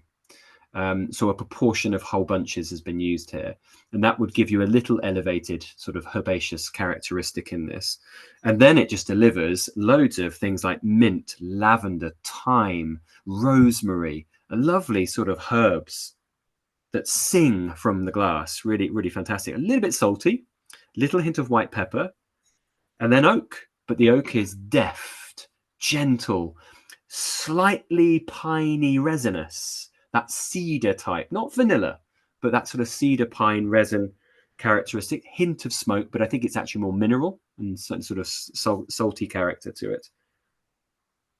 Do you know, I didn't get any tertiary when I tried this earlier, but is there just a smidge coming through now here? Some sort of wet leaves and a little bit of that sort of forest floor. Does anybody else get tertiary? Please back me up here, or am I just sort of would WSET accept potpourri? But yeah, it's the perfume, and then just start listing flowers for the most part. I smell Italy. Potentially. Okay, so what a great nose. I mean, we need to move on, I think, because just a bit of leaves when I smelled it. Great. Thank you, Meg. So there may be some tertiary here. Now, I know in my notes that you're able to download, I haven't put them down.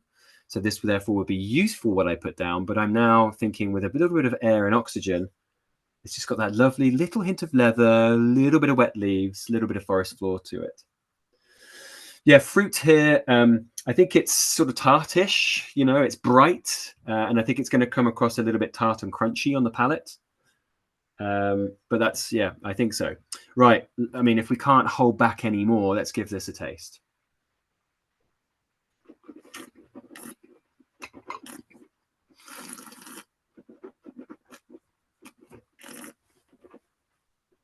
So, fundamental pillars of this wine to help you decipher what it is. It's bone dry, so of course, yes, red. Let's move on. Acid levels here. It's bright, but think about that acidity. Is the acidity kind of just hugely, is it green? No. Is it just sort of mouth watering tingling? Maybe. I think it's saline though. I think it's salty, which for me is saying the geology here is sedimentary. It's going to be limestone, chalk, or it's from somewhere which is fairly sort of coastal. They're things that are sort of playing in my mind with that electric sort of saline acidity that goes behind it. And please do get comfortable talking about salinity in reds. A lot of people miss it, and you really find it in red wines, certainly delicate styles like this as well. Tannins, gentle, right? I know you want to quantify that, but you know, medium minus, something sort of like that sort of area. Moderate alcohol, medium minus body, maybe even light, but huge flavor intensity. And that combination is important for me as a wine consumer. Medium minus body, medium plus intensity equals Jimmy happy days. And that is great, because you just got lovely amount of character for a very low key wine in terms of intense body, which is great. A huge length. This wine goes from fruit and flowers, a little bit herbal, then into the oak compounds, so that little touch then of sort of, you know, forest floor, which is just fantastic. So the evolution of primary, secondary, and tertiary based characteristics in this wine is telling me a story, and that stories take time, and that's why the length here is really nice and long. Melissa's mentioned VA. For me, VA, I think it's very much, I mean, it's very much in my acceptable conditions. I think it's fine. It might be slightly elevated. I don't know it. I've got pH here at 3.226. The alcohol comes in at 13.2, but I didn't get any, I don't have the VA number, but it's going to be well in parameters. I mean, it's definitely below the VA of my Pinot Noir, for sure. Now, listen, BLIC, tick, tick, tick, tick. It has all four of those. And it's just great to have a wine of delicacy and elegance like this that can have balance, length, intensity, complexity. It's an outstanding wine, which has huge ability. I'm not sure how much I would want to age it, because I think it's really in a great place right now, which is in my mouth. But I think it could do maybe with a little bit more, but it's not a long ager, this one. And you've got 4 grape varieties listed there. So top of the list is Pinot Noir. You know, and Pinot Noir, of course, generally structurally has lower tannin, high acids, moderate alcohol. So that would be a good fit. Does it fit my geological or coastal talk about the acidity here?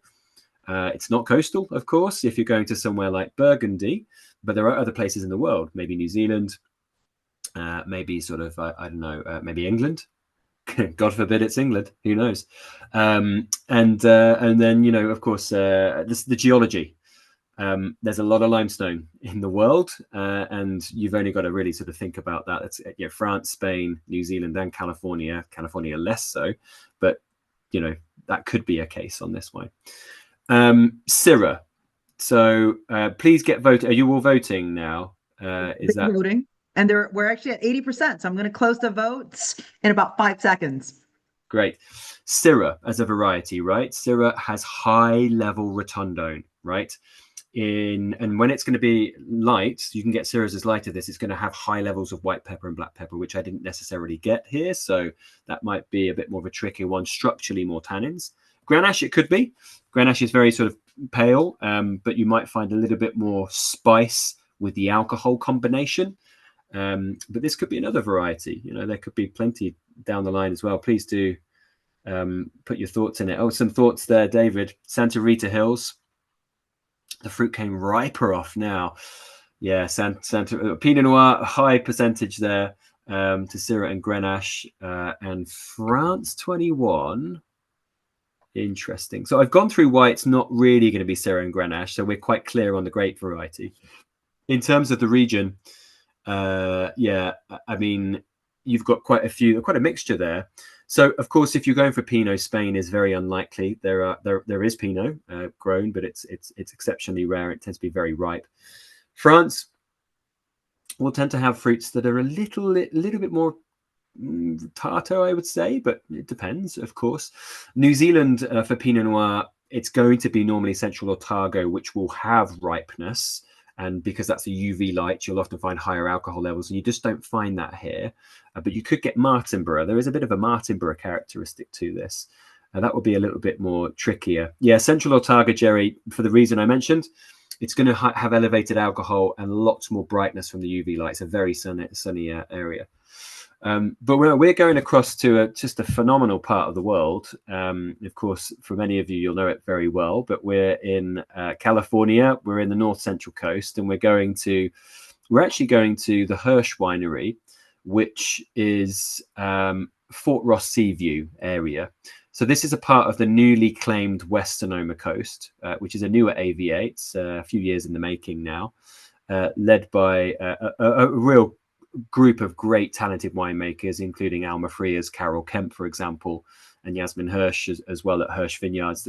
Really great identified new AVA, which has an inherent characteristic, and that inherent characteristic is the Pacific. As you know, it can be fairly cold. My first experience of Bodega Bay with Carol Kemp from Alma Freer was eating oysters and lobster rolls at the Birds Cafe just near Bodega Bay in January. Yes, you heard it right. It was he was like, I want you to experience how cold it is. I was like, great, okay. But it was great. We had some fantastic wine with it as well. No, I mean, David, the geology here is a little bit different. But I'm trying to not fully lead you in the right direction. I'm trying to give your brain, you know, thinking about workout. Yeah. Yeah. So this one is about the location. So this is brilliant. Yasmin Hirsch, who's just phenomenal. This is location. This is about location. So this is Fort Ross Seaview, for the most part, 2 vineyards, Hirsch Vineyard, and then the Hellenthal Vineyard. That makes up about 2/3 of this wine. And then the Heinz Vineyard, which is just below that, about 20 miles. One great thing about these guys is that most of their vineyards sit above the fog line. So they are very sunny for this neck of the woods. And it's actually quite crazy to think about because it's up in altitude. You think immediately it's just going to be fresh and acidic and light wine. So this certainly fits that bill. But they get the most UV light because they're above the fog lines. And these are some of the richer wines you actually get from this neck of the woods. You know, so really great stuff. So all the way down, you know, around this Fort Ross area, down towards Occidental, there's some cracking wines here. This is their standard estate wine. So this is their Boland Dillon. And I just think this is superbly underrated because many people discount it because it's just this estate wine, but it scores highly and people love this. Absolutely love this style. Jimmy, what do you think of, you know, when I peel back, it says 12.9 alcohol. It fills me with glee, and if I didn't have a slightly bad back, I'll be jumping around like Fred Astaire. Does it feel like a 12.9? I think it does in terms of its weight and structure. But I make Pinot Noir that sit between 11 and 11.5 on average. Oh, wow. So I make it in a similar style to this. It probably doesn't have as much concentration, but I am aiming to get there through the years. But you really don't need these high alcohols, and this is authentic Pinot Noir, authentic Pacific Coast, which is cold, and Yasmin is not adding sugar to this to bump up the alcohol. It's authentic West Sonoma Coast Pinot Noir, which I love about this. This is fermented in small open top tanks, French oak, aged for about a year. 1/3 of it is new, the rest is old. Typical kind of model to it, but cracking stuff, really cracking stuff. David, who talked about Italian wines, if you could stay for a little bit after, we can address why it's not Italian. Mm-hmm. But we should move to wine number 5 because I see people dropping off due to time commitments. So let's, if their wines are open, I'd hate for them to miss your tasting live. Sure. Number 5 then. So, we're going to be talking a lot about the fruit condition here. So whether it's underripe, ripe, dried. We're going to talk about structural components here. Acids and tannins are quite important as well. And also we're going to need to look at the appearance of this because it's actually quite a key indicator. So yes, wine number 5. You'll notice that you have really good transparency in this again. So you're potentially in the pale slightly deeper than the Pinot Noir previously. I'm in a big Zalto glass, so if this was proper SAT examination, I would have it in a smaller ISO glass, but I just can't bring myself to enjoy wines in those because they're all for tasting only, right? But this might just go from pale to medium in terms of intensity, but I think it still sits in that sort of medium area. But the color change is significant here. It's just a little bit duller. It's gone that little bit bricky. And if it's bricky for WSET SAT, it's the garnet color that we're talking about. Okay, so it's that slightly sort of dull stone red to it. So pale to medium garnet, we're talking about oxidative elements to this and a certain grouping of grape varieties, of course. So on the nose, I mean, there's a lot to talk about here. It's not shy. There's more density than the last wine. Of course, the Pinot was superbly elegant, but there's a lot of density here. So you'll notice that it still has there's a number of things here. It still has an elegance, a little bit rustic in places, but then it has this slight sort of core, which is either something like Kirsch, like cherry liqueur, but that's bordering on things like that kind of almond, marzipan, dried cherry note as well. So it's kind of that amalgamation of all that cherry. So concentrated sherry, but a little bit aged. Strawberries and plums, spiced plum sort of character comes through here, which I quite like. But it's got a bit of raisin. There's a bit of dried fruit. Is that age? Or is it just from a warm place? Is it a production method? That's key things. When you pick up dry fruit on a wine, you need to think about it. Is the wine heavily sort of garnet to tawny? If it's dried fruit, that's aged components. Is it sort of ruby garnet? Then it's more difficult. That dry fruit may come from the fact that it's just from a hot place and the fruit dries on the vine, or production methods. It could be that you have dried elements to the production, for example. So they're definitely things. But I get a load of herbs. I mean, this is sage. It's basil. It's got lovely, basil. I should be more American about this. Lavender. It's got menthol, minty character. Cedar, pine, cypress trees, that kind of characteristic to it, that kind of piney character. Resinous, bit of chocolate, bit of bitter chocolate. And then I get savory, black olives, little hint of soya sauce, just that little bit of savory character that comes through. Marzipan, dried red fruit. So loads to talk about. It's another wine that we could really I could bang on about for quite some time, but Lemang has changed the slide, so I need to move on. But I've actually gone through these things, I think. You've got cedar, resinous there, chocolate, smoke. Yeah, a bit of smoky characteristic. And I mentioned that we've got some of that meaty olives, I think some forest floor, wet leaves, almond, marzipan, dried red fruits. I mean, a ton of things to talk about. But we're looking at a wine that's got certainly oxidative elements to it. But at this point, we're not 100% sure exactly where that's coming from. Is this hot place again? Is it from bottle age and so on? Let's see. Campfire, yeah. Ashy, tobacco, cedar, those kind of things certainly has that. Give it a taste. Just be warned, this is powerful on many levels.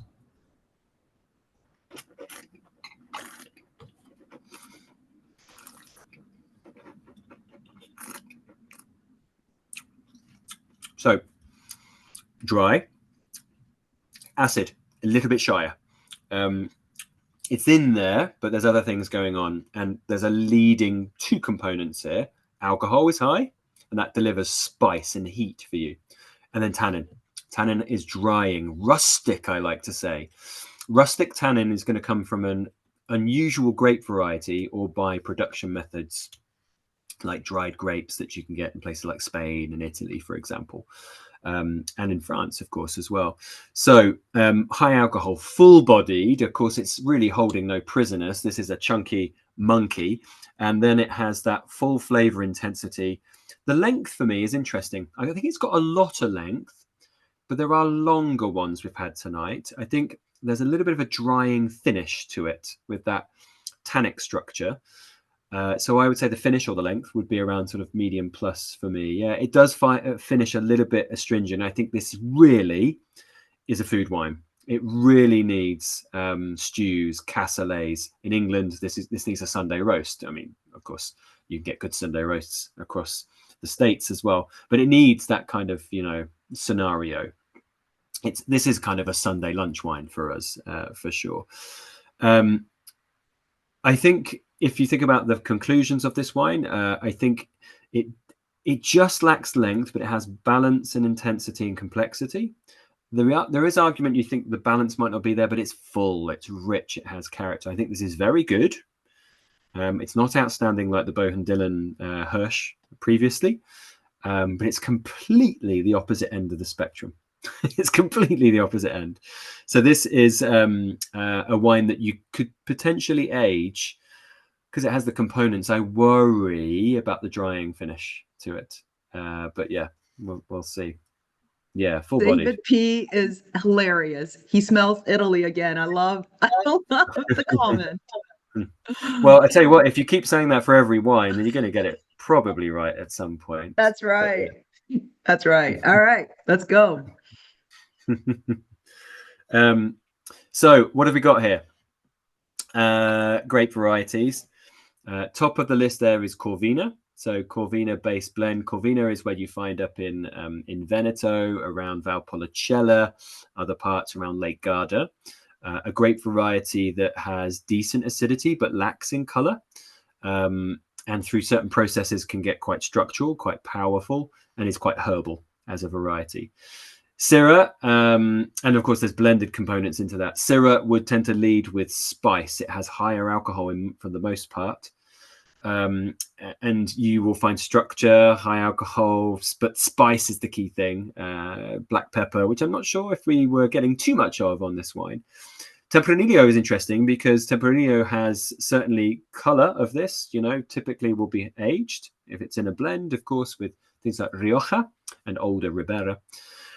And then you will get dried fruits, red fruits, which we found a lot. Herbal components could be found in that. But Tempranillo, maybe alcohols might be a little bit lower, but in some cases can be high, of course.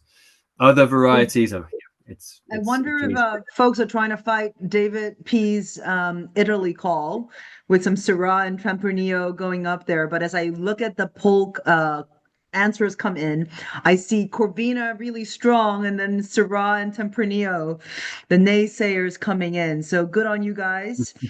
Take your own stands. So then versus Europe and not Europe, I've mentioned this before, it's a stylistic thing. It's a bit rustic, and rustic tends to be more sort of European, so maybe that's the case.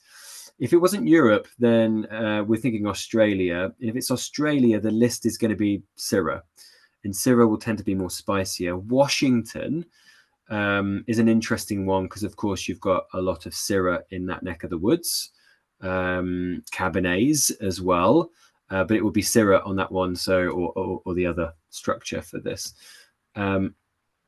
It's yes, ripeness is a key thing, but there's the numbers come up. Fantastic. So about 2/3 for Corvina.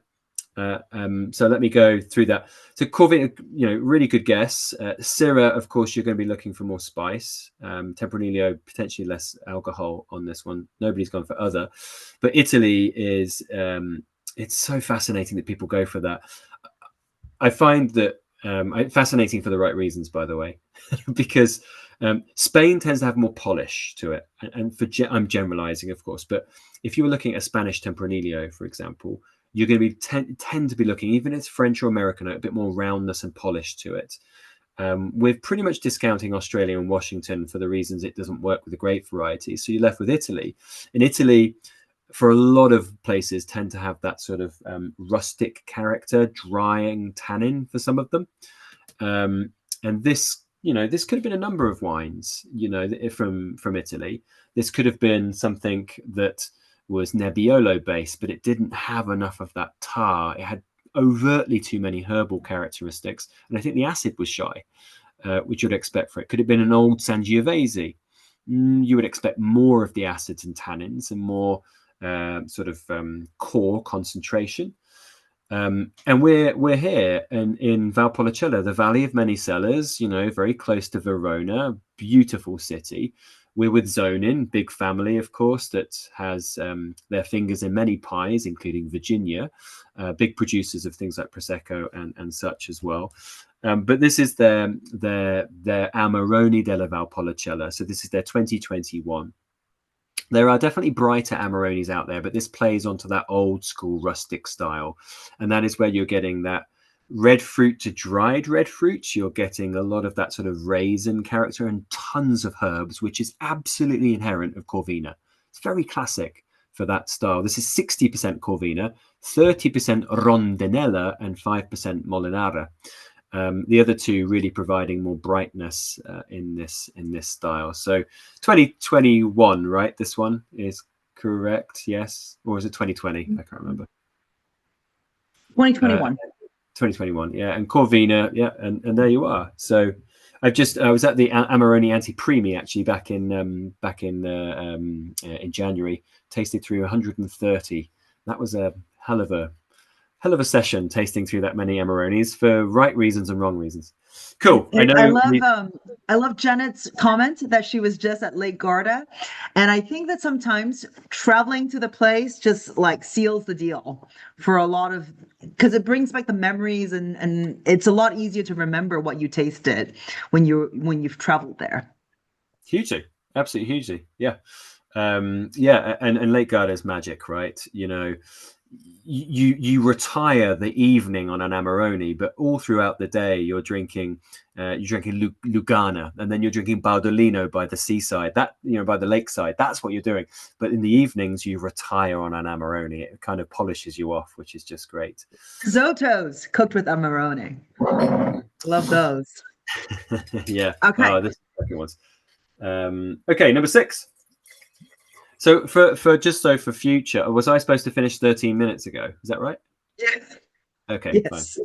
Fine. It's totally cool.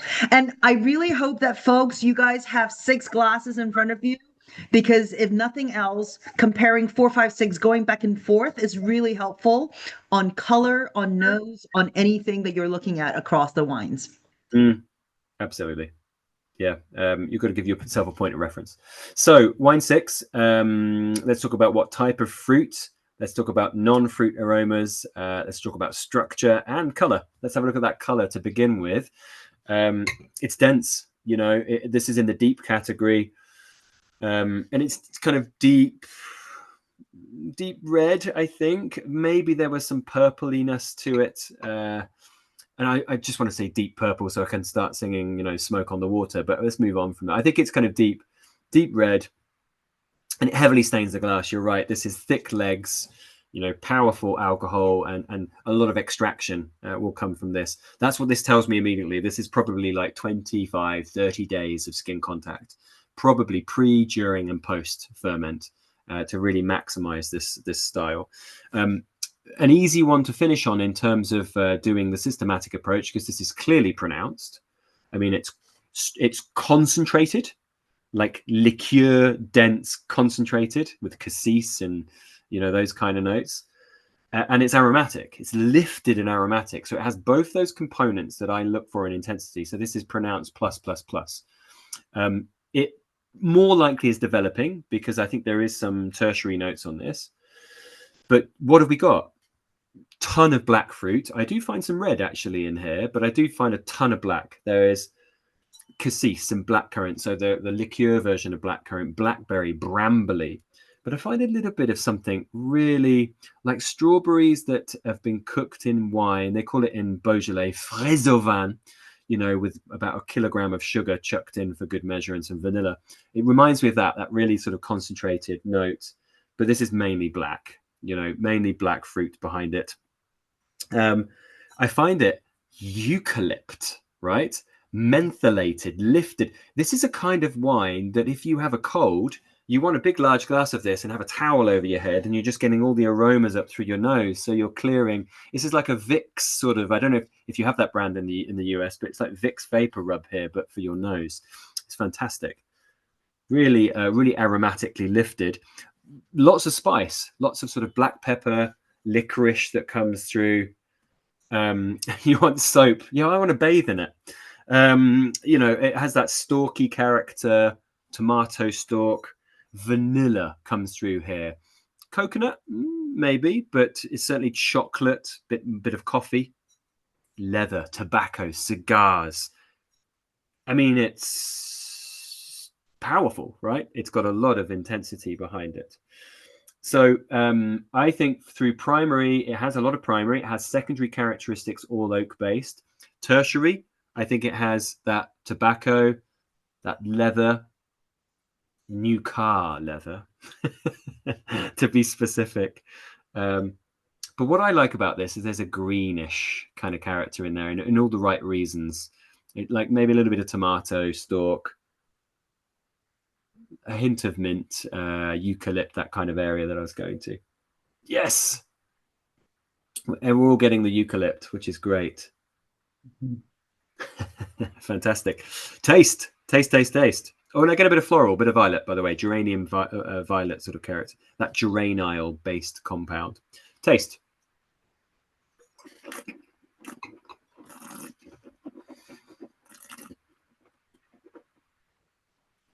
I mean, you have to sort of chew into it. You have to focus on it because there's quite a lot of compounds going on there. There's no sugar, but it's structurally tannic. So it's dry and firm tannin at high level. The acid's fairly high, though. What did I get for here? I would say medium plus. The total acid on this is 3.7 and the pH is 3.7. So actually, they're actually a fairly moderate pH for wine and then fairly low TA, but it comes through with some of that acidity. High alcohol, full body, pronounced intensity, and a fairly decent length. Potentially, I want a bit more from its weight. So I'm going to be a little bit mean and say this is kind of mid-plus on the length. I just want some more from this. And I think it will have more, but of course, that's where we're going to say ready to drink but can age. Because I want it to gather more of that kind of mushroom forest floor character. Then I think it's going to have a splendid length behind it. So what has it got going on here? A lot of intensity. It's got some sort of herbal elements to it. So by the way, on terms of this conclusion, balance, yes. Intensity, yes. Complexity, yes. I would say the length here is just shy. So I'd say very good because it gets 3 out of those blick out of 4, and it needs to age. So can drink now, but has potential for aging. Grape variety, Carmenere, interesting, Syrah, Zinfandel, and others. So grape varieties here. Shall I go through what each of these should be like? Oh, and David, good question. pH 3.7. Yeah. So there's two types of acid, right? There's total acid, titratable acidity, which is, you know, normally any number between, say, 3 and 10, depending on where you're on the world. And then pH, the potential of hydrogen, which is the strength of the acidity. So it's important to take both of those components in. This actually has a fairly high pH. Most very strong acids will be 3.1, 3.2, 3.3. And when you get to 3.6, 3.7, it's a logarithmic scale, I think it is. So it actually drops down quite a bit once you get towards 4 and 4.5. And the TA here is about 3.7 as well. So the total acid in your mouth is not being delivered that strong. So this is actually all around a bit softer on its acid. So let me put this another way. If you had a TA of, say, 4, but you had a pH of 3.1, you might have focused really intense acidity because the pH is really quite low and therefore very, very intense. It's often something that people really forget about. And it's very much above the pay grade of you know, WSET level 3, for example. Sorry, yeah, we should move on. But great question. Sorry, I can get quite technical if you need me to. The 5 seconds is for those who are participating in the poll, and I want to make sure that you are getting a warning that in 5 seconds or in 2, I'm going to close this poll. I love the answers coming in. Jimmy, I think you do have your work cut out for you, and maybe it's good to start on this explanation of varieties because it's 52% Carmenere right now, or 50%. I'm going to end the poll right here so we can take a look at the results. Yep. Cool. So we're at 50% Carmenere, 13% Syrah, and 33% Zinfandel. And if you've put other, do let us know what you're thinking so that we can help you decipher that. But you lose your anonymous capabilities. So with Carmenere, really interesting. Carmenere is thick-skinned.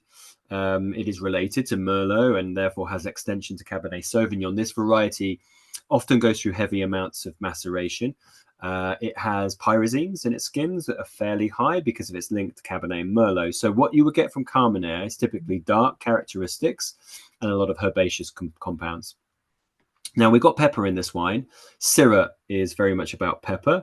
You can have dark color as well. I would expect this wine to be more fragrantly peppery to be Syrah, because that's what it's about. Zinfandel, as you know, you guys are fairly experts, and this could be a range of styles.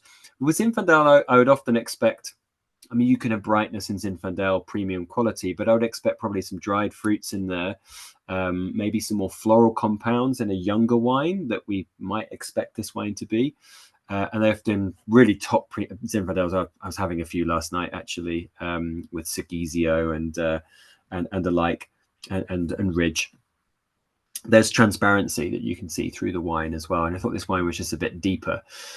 So I think this does point towards 1. And therefore, when you look at the countries, yeah, it's a difficult one, depending on the grape varieties. But Chile and Carmenere go hand in hand. If Zin and California, of course, and you're left with France and Italy. So this one, Jimmy, then why not Cabernet? Eric was kind enough to tell us that he chose Cabernet, so I'd love to answer him on that one.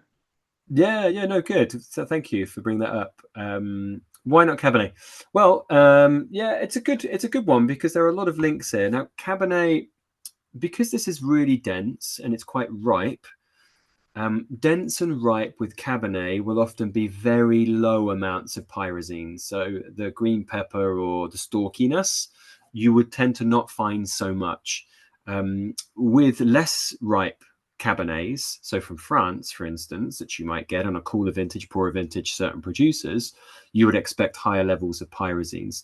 But this wine we know is dense, very rich, and with a dark color behind it.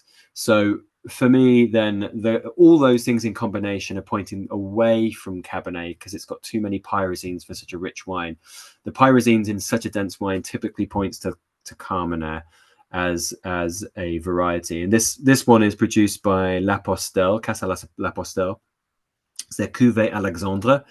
And it's from that specific part of Colchagua called Apalta. Apalta means poor soils, because this has really poor quality soils around an area called El Condor. And this is 92% Carmenere, 6% Cabernet. So if you've gone for you're 6% correct. And if you went for Syrah, you're 2% correct. So there's a smidgen of Syrah in there as well.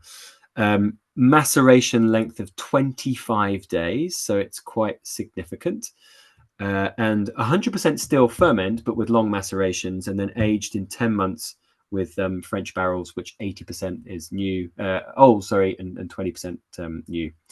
So this is the really poor part of Colchagua, where you find lower yields. But what I like about Apalta is that you combine the power of Central Valley Colchagua, but you get that little bit of elevated characteristic from some altitude, and that's where you get that slightly sort of herbal characteristic in the wine, which is quite good. Quite a serious wine. Yeah, the color led. David said from Zinfandel, the pepper was prominent. I agree. Yeah, for Australia, very different. Cool. Yeah, I mean, would you say this is a classic Carmenere? Melissa, thank you for your question. Yeah, for sure. Carmenere has found its way in blends mostly, so we often don't find it as a varietal. But from companies like Casa Lopastel, but also Errázuriz, who were some of the pioneers behind this variety, we are seeing more. This is Andrea Leon, who's a fantastic winemaker. We are seeing heightened characteristics. So we're concentrating the wine, but making sure we still have that little bit of pyrazine behind it. And I think they do that on block selection for sure. I want to give you time, Jimmy. We've gotten a little bit of an insight into what you're doing here stateside.